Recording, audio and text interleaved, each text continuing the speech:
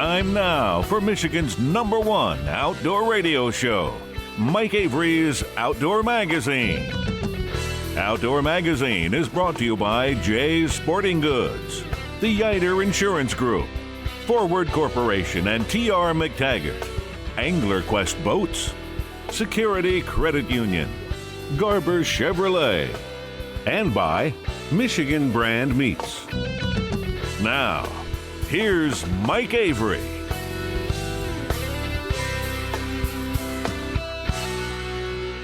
Yes, indeed, this is the big guy, Mike Avery, and welcome to hour number 3 of this week's Outdoor Magazine show right here on the Outdoor Magazine Radio Network. So glad to have you along with us as we talk about this wonderful history and tradition of the outdoor lifestyle here in the great state of Michigan, of hunting and fishing and shooting and trapping and things that are biologically sound, biologically necessary, legal, fun, even ordained by God, if you want to go that route, and I do.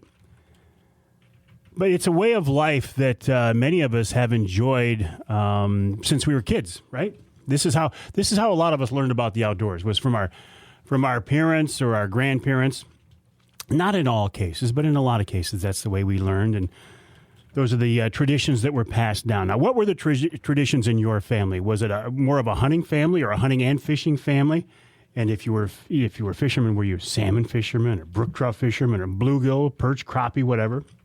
If you were hunters, were you deer hunters or were you predator hunters, or what did you do? In my family, started out brook trout fishing.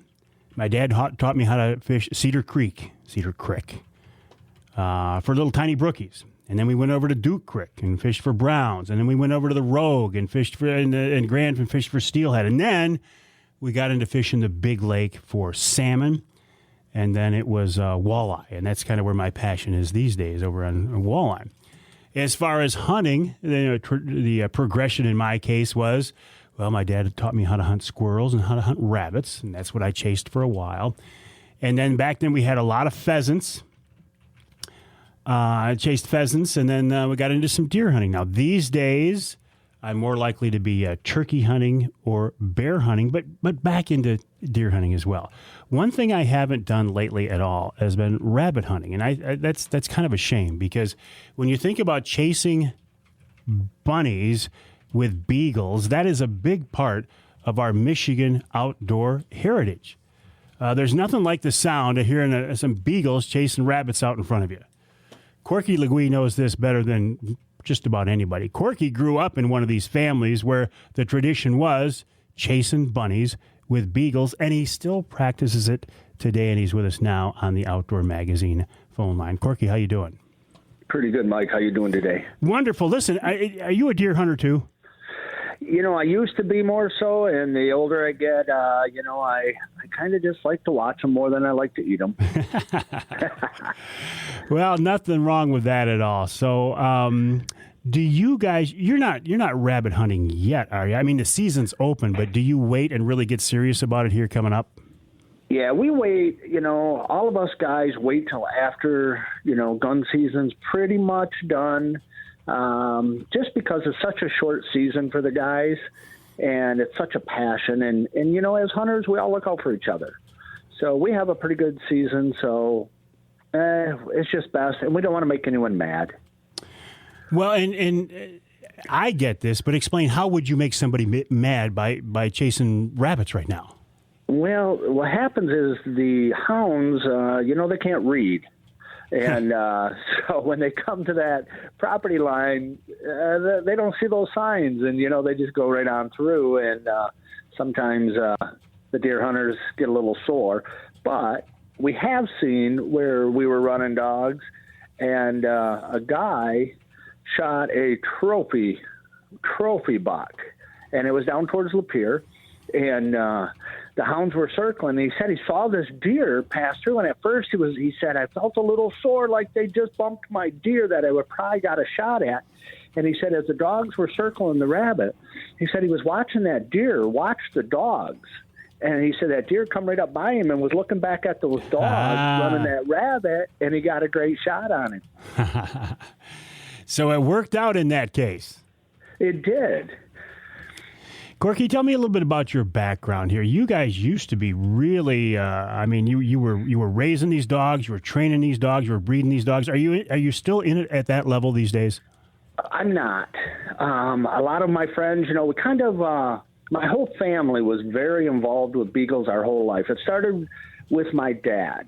My dad, when we were little tots, he was taking us out rabbit hunting and teaching us and learning what that hound was doing just by listening.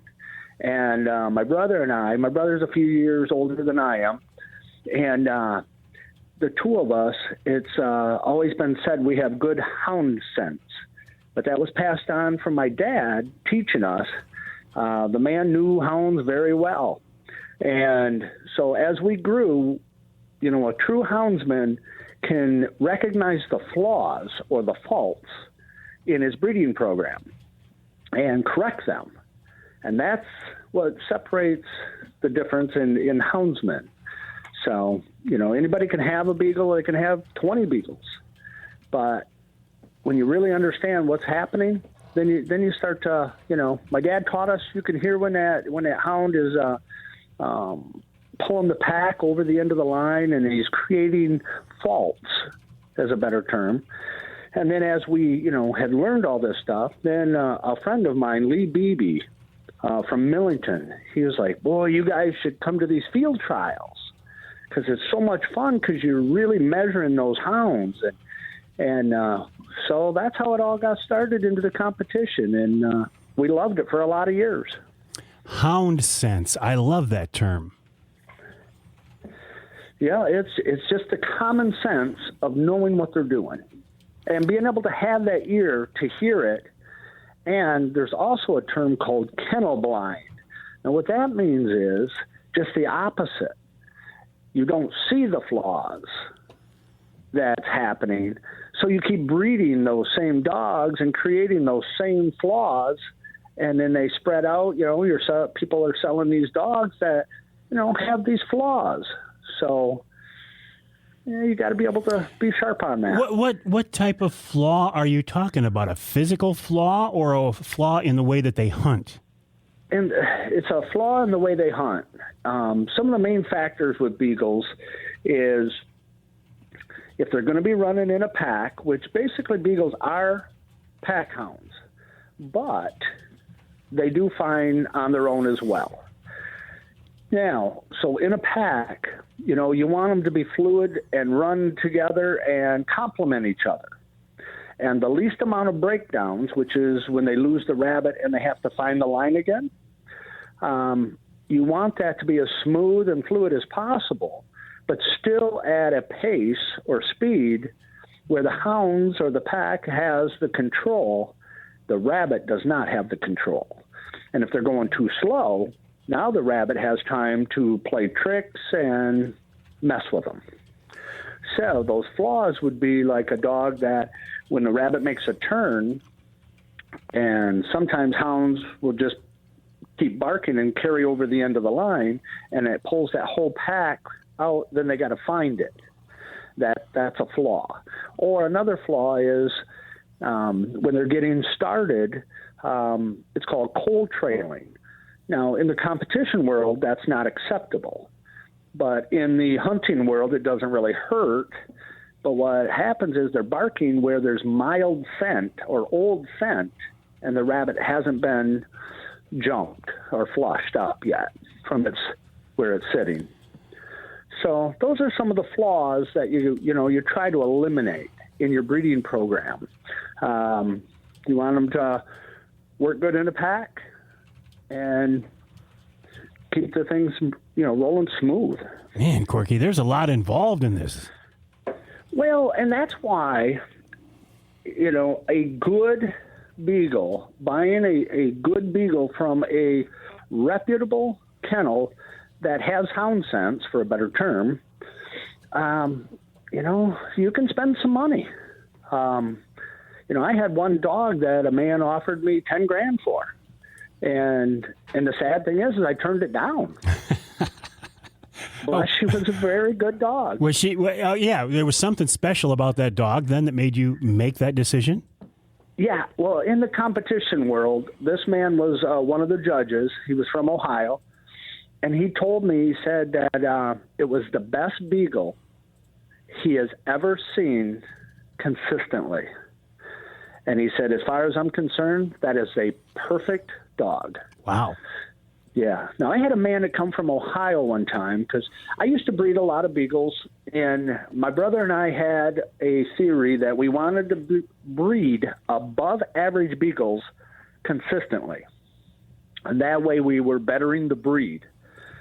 So this guy calls me from Ohio and says, I'm just looking for the old-time rabbit dog, the one that, they run rabbits at a good speed. They hunt. They go out and find the rabbits, He said, to me, it doesn't seem that complicated. He said, but I've bought like 4 dogs and gotten rid of them. He said, I've went and looked at many dogs. And the guy was a little bit abrasive, when he was talking with me. And I said, Joe, come up and see what I got. You're more than welcome. He said, do you mind if I bring a few guys with me? I said, that'll be fine. So he drives up from Ohio, southern part of Ohio, and I turned down, I think it was 4 or 5 of my, and I told him, these are my better hounds. Hang tight, Corkey. Listen, I got to interrupt. Let's continue the story after the break. We're talking with Corkey Legue about this tradition of Beagles and Bunnies in Michigan. Corkey has a family history in this as strong as anybody in the state, and he's got a lot of good information and stories. More after the break right here on Outdoor Magazine.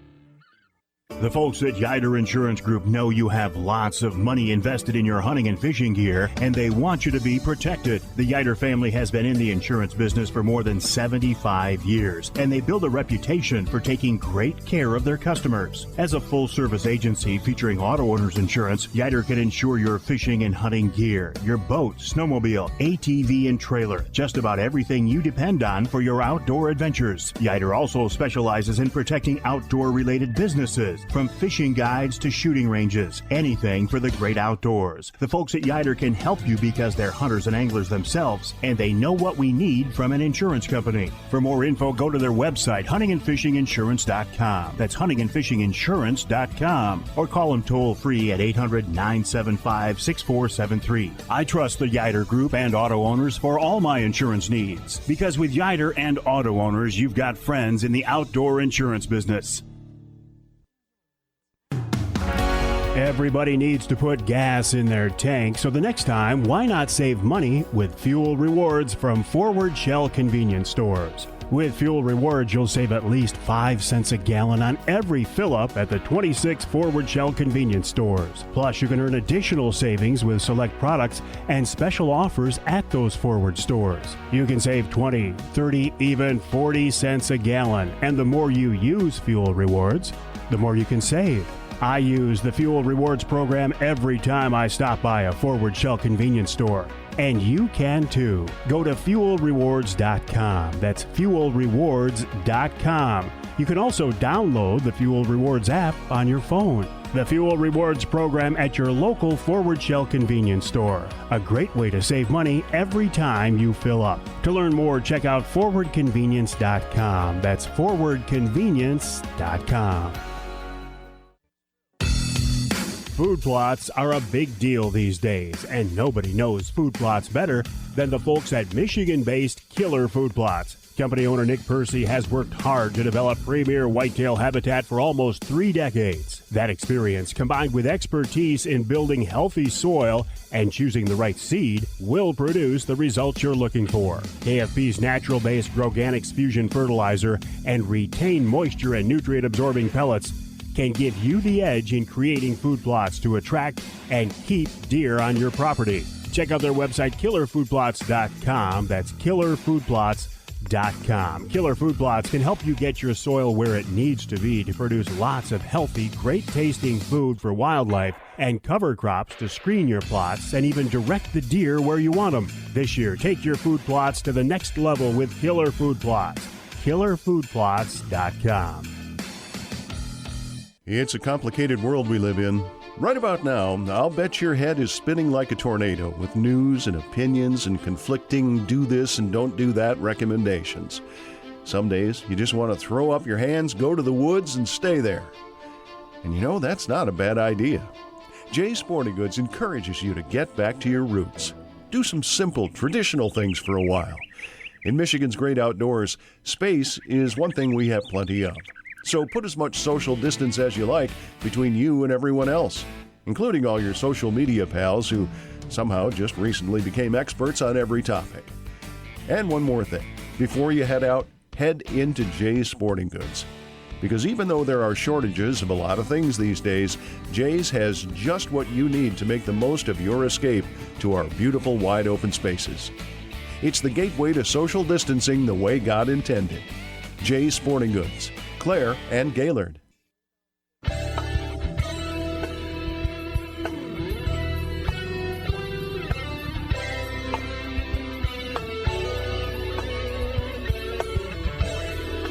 You can hear the Outdoor Magazine show in Holland on WHTC AM and FM, 1450 AM, 99.7 FM. You can hear us in Houghton Lake on 98.5 WUPS. And you can hear us in Flint on Super Talk 1570 WWCK. This segment of Outdoor Magazine brought to you by the Hunter Safety System. Listen, if you're going to go up a tree, please wear a full body harness. I just can't stress this strongly enough. There are two types of tree stand hunters, those who have fallen and those who will. Now, if you're lucky, it'll just be, you'll slip and grab yourself and scare yourself to death and not fall all the way to the ground. But what if it's not? Every year we hear from people who have these terrible tree stand falls and it changes their life forever. It is a selfish decision to go up a tree without a full body harness on, in my opinion, because there are people in your life who depend on you and who want you safe. Even if you don't want it for yourself, even I'm a young stud, I can climb trees like a monkey, it's going to catch up with you. So please wear a full body harness. I recommend Hunter Safety System. I think they're the best out there.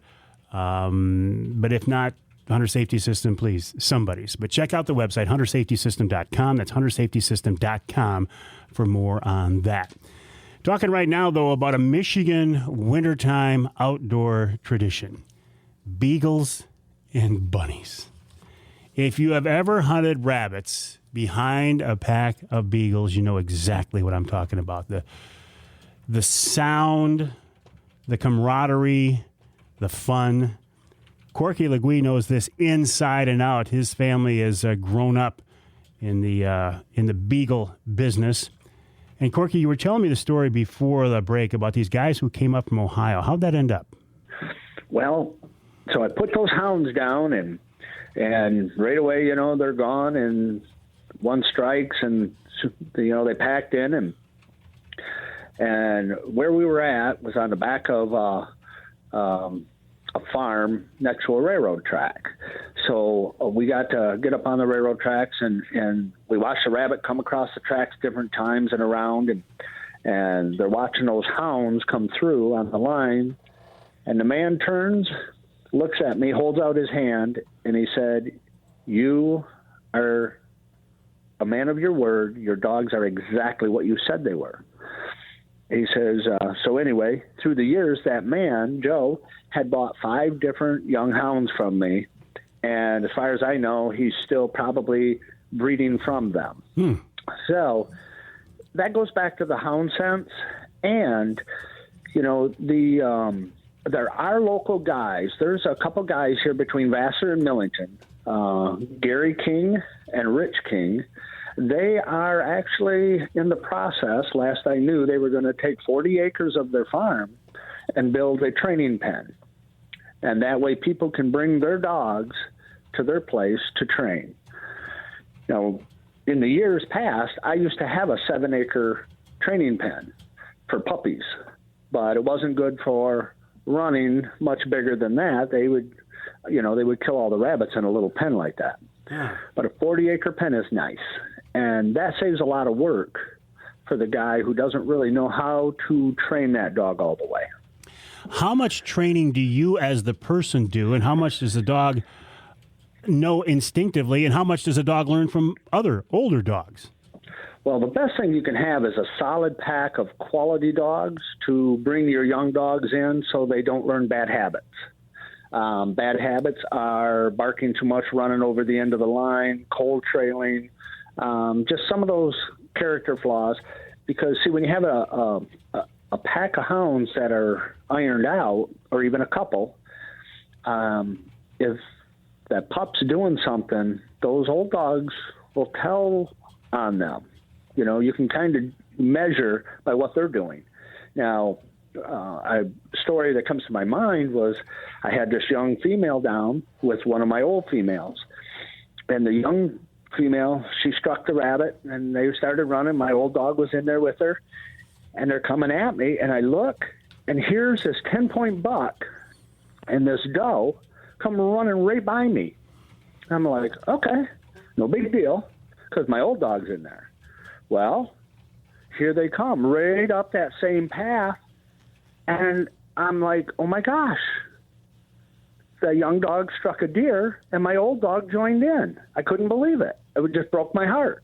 So I'm ready to just catch them right there and give them a whipping, and literally 5 feet before those dogs hit the trail, the rabbit bounced out and shot left. It was... You know, so I pass that story on to many people because you really want to make sure them dogs are doing wrong before you correct them.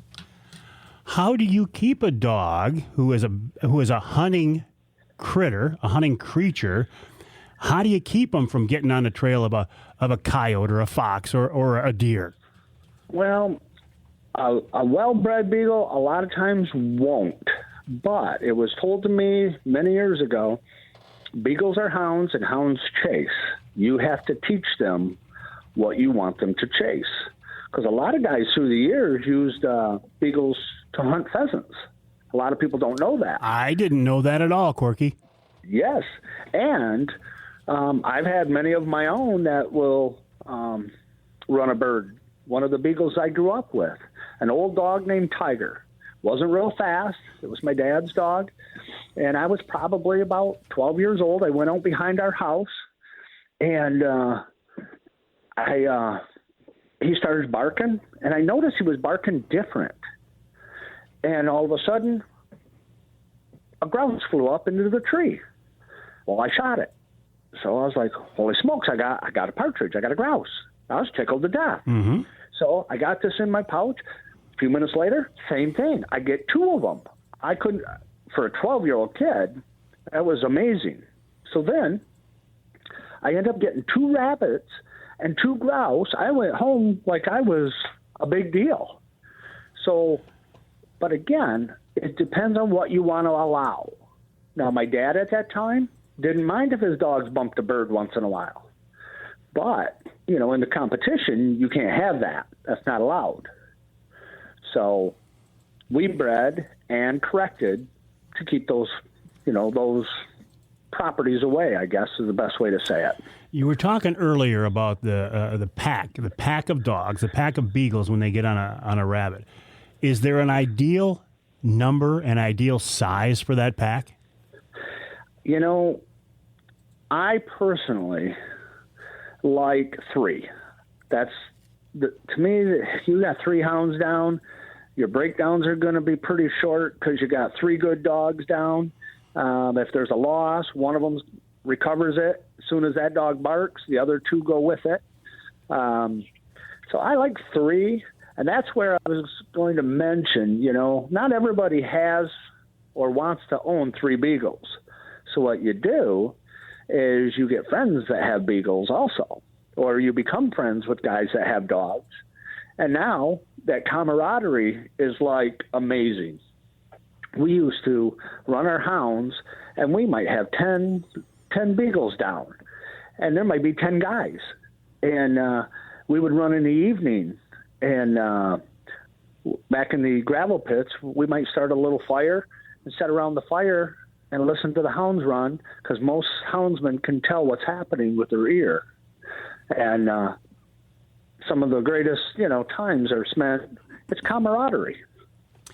Well, and speaking of that, I have a feeling in your years in the field that you let an awful lot of rabbits run by and never even thought about shooting them. And some people just won't get that, Corkey. Oh, the best way for guys to learn about rabbit hunting is to go to a field trial. And a field trial, guns aren't allowed.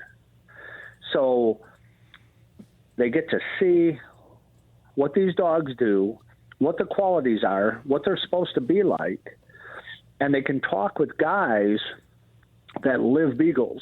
I mean, these guys, you know, the guys that are really heavy into competition right now, I have my cousin, his daughter, Dana and Wally Blackmer, they're still traveling the country right now. They might be this weekend, who knows, they might be down in Ohio, Tennessee, Georgia, you never know. And, you know, they're living that. And most of the time, guys that are, you know, training hounds, we don't care about shooting that rabbit as much as just listening to those hounds and making sure they're doing things right. You talk about the social interaction, the camaraderie. I think that's one of the things that I used to enjoy the most was you don't have to be quiet. You don't have to whisper. You don't have to sit there in the blind and shiver. There's always going to be action. I mean, it's all good. There's everything fun. Oh, yeah. And you know, you can go with 8 to 10 guys and 2-3 beagles or 5 beagles. And we've done that, you know, we've just, for years. I remember, you know, we went up into the Thumb in the Verona state game area, and we went up there. I had some spots up there, and there was probably, I would say, close to 15 guys. So we broke up into 2 groups, and I think our group got 22 rabbits that day. And it was just nothing but fun, a little bit of competitiveness, but more talking and just enjoying the time. And same with snowshoe hunting. Oh, you know, the beauty is, you know, we do these cottontail hunts down here, but in Michigan, you drive an hour north in hour and a half, and you get to hunt snowshoe hare. And that's a whole different game. Is it? So it's it's amazing. So my brother and I, you know, sharing a little story on that. Better make it a quick one, Corkey. Okay. So anyway, the snowshoe hare literally one bound jumps the road. That's the story. It was amazing. Boy, you did make it a quick one. I did. Corkey, listen, it's always a pleasure talking to you. I love hearing your passion, your knowledge about running these beagles, and I just think it's something that we need.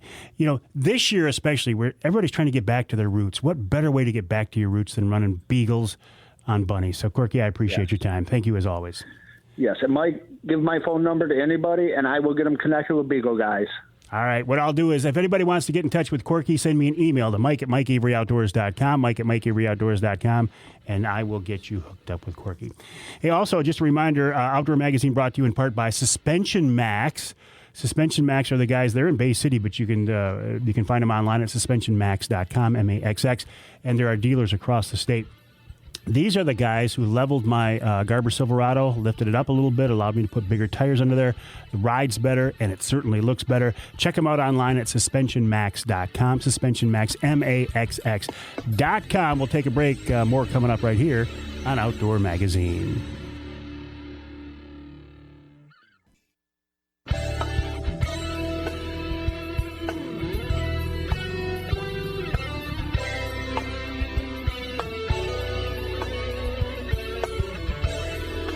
You can hear the Outdoor Magazine show in Houghton Lake on the Twister 92.1 WTWS. You can hear us in Muskegon on WKBZ. That's 1090 AM. North of the bridge in Ishpeming, Ishpeming, WIAN 1240 AM.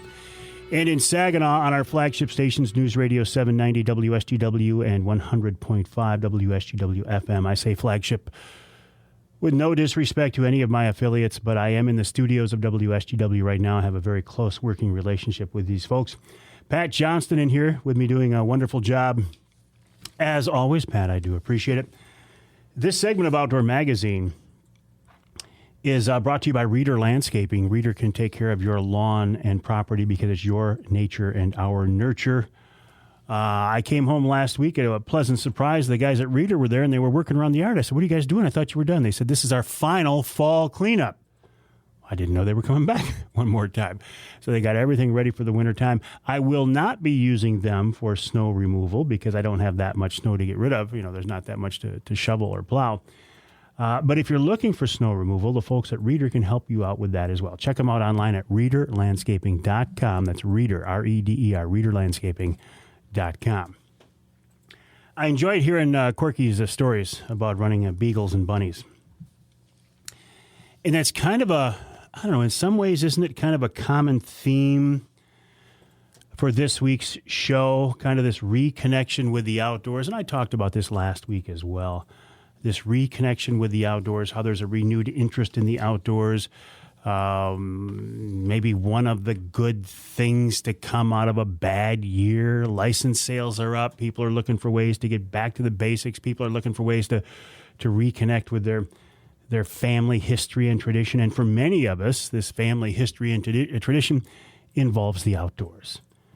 And if you do have a chance, or like Corkey said, if you want to get in touch with him, I'm not going to give his phone number on the air. However, if you want to get into Beagles, learn more about it, and get a chance to run with some people who are really top-notch houndsmen, send me an email to mike@mikeaveryoutdoors.com, mike@mikeaveryoutdoors.com, and I will put you in touch with Corkey, and you guys can go from there. Let's see. Looking here at my list, I want to make sure I don't forget anything. Deer hunting. We're seeing a lot of, as Tom Campbell and I from Woods and Water News were talking about, a lot of pictures of big bucks this year. It certainly seems that the mindset in Michigan is gradually changing. When I was a kid, it used to be if it's brown, it's down. And that is still there in some ways, but I think more and more people these days are looking at managing whitetail. You can't manage them like you would a domestic domestic critter, because they're still wild. But you can manipulate the habitat that they live on. You can be more selective in your harvest. And I'm in favor of that. I'm just not in favor of the mandatory restrictions, but that's an issue that has come and gone in my mind, because hunt your hunt, do what you want to do what makes you happy. And that's how I got back into deer hunting. But I think it's interesting that we are seeing, at least based on what I see on my Facebook page, more big bucks than I can ever remember. If you would like to share a picture of your harvest, whether it's a big buck, a small buck, a doe, I don't care. Because if you were excited enough to pull the trigger and you're proud enough of that animal to pose with it, let's share it. Let's put it on the Mike Avery Outdoors Facebook page. I will ask you this, though. Please don't send it to me in an email or send it to me in a private message, because I get inundated with pictures. Just post it on the page. And several times a day I go on the page and I share those posts so everybody can see them, or as much as everybody as Facebook will allow these days. But I want to see your pictures. You're proud of it. Nothing better than a picture of a beautiful Michigan whitetail with somebody who is obviously very happy and proud sitting over that deer. I like them better when you put the tongue back in the mouth. I think I look at some of these pictures and I go, that's a beautiful picture, but that deer's tongue is hanging out and it makes it look just like a cartoon. It makes it look like a goofy cartoon. Just put the deer's tongue back in the mouth. I'm not saying I won't share your pictures if you don't, but just take a second, and not just for my page, but for respect for the animal. You're going to show those pictures to your buddies, right? You're probably going to post them online. It just shows that you had respect. What else? We are putting the final details together on an Ohio bow hunt next year with my friend Bill Piles of Ohio Bow Hunting Outfitters. That will be details announced, I think, on the December 9th edition of Wednesday Night Live on my Facebook page, my YouTube channel, and my Twitter feed. The blind promo for the Wraith 270 see-through blinds from Primal Tree Stands is going on through the end of the year. What a great, great Christmas present this would be. These are basically $400 blinds you can get in for $200. Go to outdoorpregame.com, outdoorpregame.com, click on the Wraith 270 link, and use the promo code Mike20. Mike20, and you can get one for $200. If you have a turkey hunter, a deer hunter, a bear hunter in your family or on your Christmas list, I don't think you can beat it. OutdoorPregame.com, use the promo code Mike20, $200, you can get one of those blinds. And I think that's it. I think, looking at my list, I think I got through everything. So that seems like it's a good time to take a break here then. When we come back, we'll wrap up this week's show with wild game chef extraordinaire Dave Minar. I also want to see how he's been doing in the whitetail woods, so we'll find out after the break right here on Outdoor Magazine.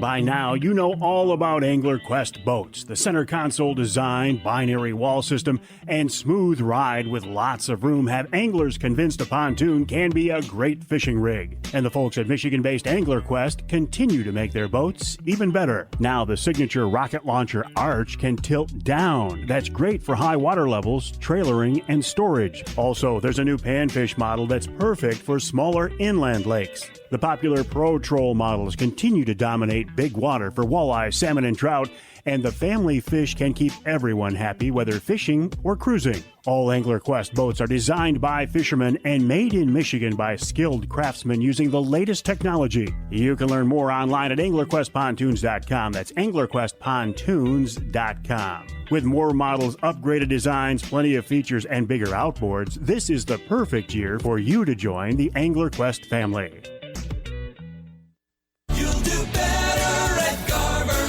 At Garber Chevrolet in Midland, Saginaw, Linwood, Caro, and now Chesaning. We're better for a reason. Like Garber's low price guarantee. Get incredible everyday low prices on a new Chevy Equinox, Silverado, Traverse, or Trax. Think you found a better deal somewhere else? Bring it to us, and we will beat it. Getting more options and choices is always better. And Garber's combined inventory is the Great Lakes Bay region's largest selection of new Chevrolets. Browse online at garberchevrolet.com.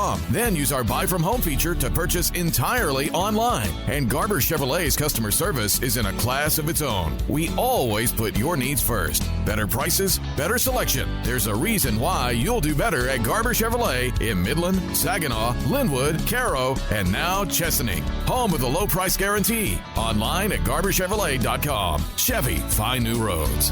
You'll do better at Garber. Have you tried the Mike Avery Hunter Sticks from Michigan Brand Meats? They feature two of my favorites, elk and pepper, and I think they taste great. I've been working with the Grillo family of Michigan Brand for a few years now, and I couldn't be happier. Michigan Brand is family-owned and based right here in Michigan, and they make lots of great products. From jerky, sausage, and those Hunter Sticks to their famous Michigan Brand hams, you can't go wrong with Michigan Brand meats. Plus, Michigan Brand can process your boned-out wild game, too. Check out the website, michiganbrand.net, for more info. That's michiganbrand.net. You can buy the Mike Avery Hunter Sticks on that website. Plus, you can get them at Jay's Sporting Goods, all Forward convenience stores, Jack's Fruit Markets, and many other great stores, too. There's a complete list on the website. Again, that's michiganbrand.net for the Mike Avery Hunter Sticks, the outstanding Michigan Brand hams, and lots more. michiganbrand.net. Security Credit Union wants to thank you for helping to make them one of Michigan's fastest growing credit unions. Check out Security's Debit Rewards program, where you can earn points just by using your debit or Titanium Rewards credit card. Redeem those points for great gifts and merchandise. Or how about the Save to Win account? That's a Security Credit Union account that gives you all the benefits of a traditional savings account, plus the chance to win big. Every $25 you deposit into this share certificate earns you an entry into the monthly and quarterly drawings. The more you save, the more chances to earn. Up to 10 entries per month. You'll build up your savings, earn interest and dividends, and have a chance at multiple prizes. And remember, Security Credit Union loves to work with outdoors men and women, and they can help you with your next outdoor adventure. Check them out online at securitycu.org. That's securitycu.org. Federally insured by the NCUA.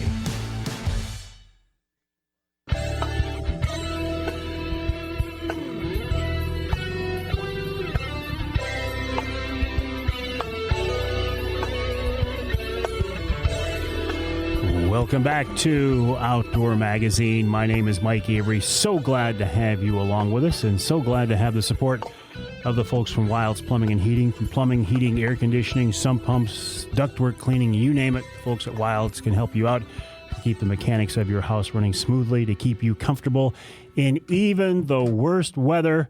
The folks from Wilds can help you out. Check them out online at wildsplumbingandheating.com. That's wildsplumbingandheating.com. And a follow-up, I was talking about Reader Landscaping in the previous segment, and I just got an email. They said, hey, Mike, please remind folks that we have the pre-made holiday containers made up. With the not flowers this time of year, but the greenery and just, the nice holiday things to put on your patio or on your front porch or by your door. So you can check those out as well at readerlandscaping.com. I like to wrap up each week's show with wild game chef extraordinaire Dave Minar. So let's do it once again. David, welcome back.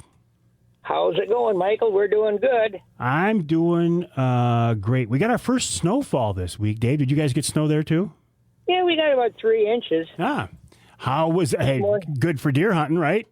Yeah, this morning I was strolling around, sneaking around and checking our trails, and there's a lot of tracks, so they're moving. Good deal. Any venison down yet? Not yet. Just the nephews. They got a deer each, so other than that, that's it. We're just waiting out for a bigger one, Well, like my dad always says, if you sit somewhere where there's deer long enough, if you're patient, you'll get your chance. You'll get your shot. That's what I'm hoping to do. I've been very patient. Well, Dave, listen, I've known you for a long time, and you are a patient man. I got to give you that. Well, thank you. How about, listen, since we're talking about deer hunting, how about a venison recipe? How about a venison meatloaf? Oh, that's perfect. Yeah, go ahead. Well, now is the time. If you have got any of your, you don't have any new deer in the freezer, use up your old grind. You can either make sausage out of it, or I would suggest meatloaf or something of that with the grind. You need, this would be for a real nice large or too small or meatloaf. You need about 3 pounds of ground venison, a large onion diced fine, anywhere about 4 to 5 cloves of garlic, depending on your flavor requirements. You need 6 or 8 strips of bacon, 4 or 5 tablespoons Worcestershire sauce. You need 3 cups of breadcrumbs, 4 or 5 beaten up eggs. You need a tablespoon of Italian spice. And I like to put beer in the bottom of the pan when we're baking this. You need a little bit of salt and fresh ground pepper and ketchup to top with. So in a large mixing bowl, you want to break up the meat, add the onions, the spices, the garlic, and add some of the breadcrumbs and egg, Worcestershire sauce. And if you like beer in your meal, put a little bit of that in it to moisten it up. But I like to put it in the bottom, okay? When you get it all mixed up real nice and it looks like the consistency you want, because you can add more crumbs or more egg to this dish, okay? Now, put a little teeny bit in a microwavable pan and taste it. If this tastes so good that you can't refuse it, do it. So form your loaf into meat into 2 loaves, and then put it in your baking pan, and then crisscross the bacon on top. Probably 4 pieces on top of each would be just great of your 2 loaves. Then run a line of ketchup a couple inches wide right down the top. Add some of the beer to the bottom of this. Put foil on it. Bake it at 350 degrees for close to an hour. Uncover it and cook it another 15 or 20 minutes to kind of moisten, take the moisture out of it, and it'll be a little bit brown on top. Now, what I like to do is when you slice it, put some either a favorite tomato sauce on it, or I like brown gravy, some kind of a nice brown gravy. It's a great dish, and it's a super way to use up all of your ground venison. Plus, when we have this at the restaurant, it sells like wildfire. And it's just, it's a tradition. Venison meatloaf, it just doesn't get any better than that. Oh, I know. a great comfort food this time of the year. It's real hearty. Put some mashed potatoes and a vegetable or something like that, or boiled potatoes. My goodness, it's just going to be outstanding if you try this. And I think about the different ways that you could customize or modify this. Your imagination is the only limit you've got, right? Right, because this would be your recipe. This is just the basic starting out recipe, and you can embellish it however you like. Some people would stuff it with something, like maybe they would take a Polish sausage, a cooked smoked Polish sausage, fold that into the middle of each meatloaf, and then you'd have that also. So it's just up to you, whatever you like. Actually, that sounds very good. It is. I've done that for home use. Yeah. Well, David, always a pleasure. I will wish you luck in the Whitetail Woods, and we'll look forward to talking with you next weekend. Well, thank you. Same to you, Michael. All right. Bye Wild now. game chef extraordinaire Dave Minar, a big part of the Outdoor Magazine show, as are you, because if you weren't listening, there'd be no reason to do the show, no reason to do the podcast, no reason for me to get up in the morning. Well, that might be a bit of a stretch, but you know what I'm trying to say. I do appreciate your support over many, many years. You can always, and I encourage you to do this, reach out to me. My email address is mike@mikeaveryoutdoors.com, mike@mikeaveryoutdoors.com. The website is mikeaveryoutdoors.com. You can hit me up on I think probably any of the social media venues, questions, comments, concerns, criticisms. That's fine. I want to hear what's on your mind, topics you would like to hear me talk about. And don't forget, post your pictures on the Facebook page, at Mike Avery Outdoors Facebook page. Just post them to the page and I will share them. All right, my friends, have a great week. I hope you have a chance to get out on the water or in the woods, and I will talk with you next time right here on Outdoor Magazine.